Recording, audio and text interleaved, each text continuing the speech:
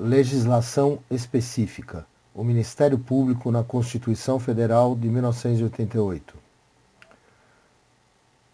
Esses slides foram divididos em 7 blocos, onde é abordado tudo o que se diz respeito ao Ministério Público na Constituição. E é especificamente focado nas pegadinhas que as bancas fazem nas questões de concurso público. Bloco 1. Orientações para o estudo desses slides da Lei Seca. As partes mais importantes dos artigos, dos incisos e dos parágrafos estarão sublinhados ou em negrito. O símbolo coração é para sinalizar que as bancas amam fazer pegadinhas dos referidos tópicos. Todos os pontos de pegadinha estão marcados e comentados, assim como todas as questões estão comentadas. Como fazer o estudo da Lei Seca? Primeiro, baixe a lei no site do Planalto, que é gratuito, e, de preferência, imprima. Leia a lei e dê a primeira grifada. Na segunda leitura, grife o que escapou. Se um artigo mencionar outra lei ou outro artigo, pesquise o que foi mencionado e anote isso ao lado do artigo que fez a menção. Após a leitura, faça questões referentes à lei estudada. As dúvidas aparecerão nas questões. Então, será o momento de pesquisar e anotar o que foi encontrado ao lado do tópico que deu origem à dúvida. Você pode fazer um resumo do que foi grifado na lei ou continuar lendo a lei já grifada. Faça questões. Só assim você perceberá como a banca de seu concurso faz as pegadinhas e verá quais os tópicos que a banca mais gosta. O que é preciso estudar? Em todas as provas onde caem funções essenciais da Justiça e, mais especificamente, o Ministério Público, é primordial estudar os artigos 127 ao 130 e o artigo 130-A da Constituição, a Lei 11.372 de 2006, a Lei Complementar 75 de 93 e a Lei 8625 de 93. Todos esses slides estarão disponíveis em PDF no endereço no Google Drive, que estará aqui embaixo, descrito na descrição desse vídeo, e também no último slide apresentado. Vamos lá? Artigo 127. O Ministério Público é instituição permanente, essencial à função jurisdicional do Estado, incumbindo-lhe a defesa da ordem jurídica, do regime democrático e dos interesses sociais e individuais indisponíveis. As sempre cobrado o caput do artigo 127. São princípios institucionais do Ministério Público o famoso UI, unidade, indivisibilidade e a independência funcional, também muito cobrado em provas.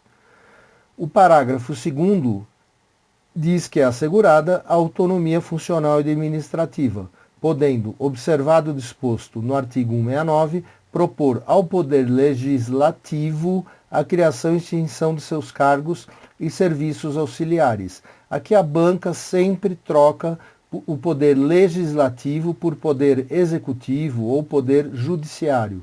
Não, tem que gravar.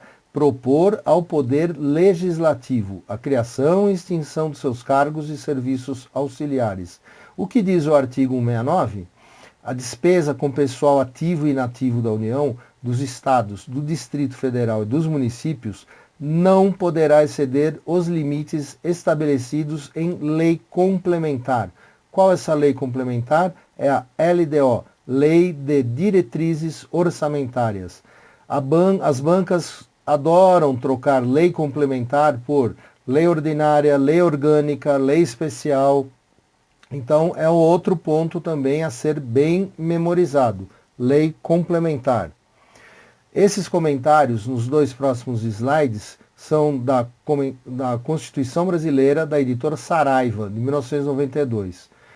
E diz, o que é a instituição permanente?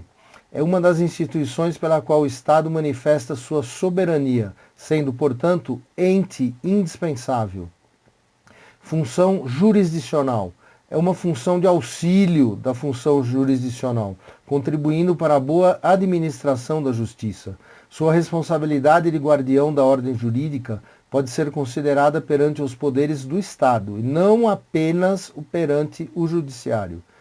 Defesa da ordem jurídica é o papel tradicional de custos legis, que significa fiscal da lei, o Ministério Público velando pela defesa do ordenamento jurídico. Muito cobrado essa expressão, custos legis, que significa fiscal da lei. Defesa do regime democrático. O Ministério Público é uma instituição que só atinge sua destinação última em meio essencialmente democrático.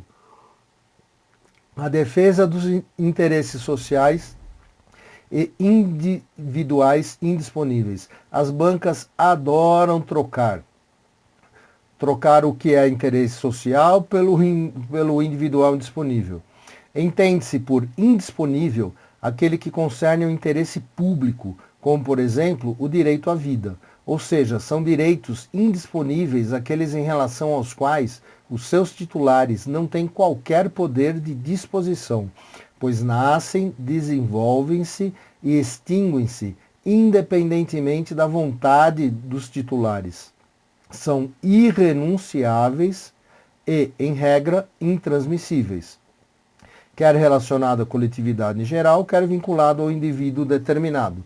Como exemplos, podemos citar relacionado à coletividade, vazamento de rejeitos tóxicos em uma represa, onde é captada água para abastecer uma cidade. Como é relacionado à coletividade, não é determinado, não se pode determinar o quantas pessoas foram afetadas por essa agressão ao meio ambiente. E relacionado a um indivíduo determinado, homicídio. São princípios institucionais do Ministério Público, a unidade, indivisibilidade e a independência funcional. Vamos ver um por um. Unidade. O Ministério Público deve ser considerado um único órgão, sob direção de uma única pessoa.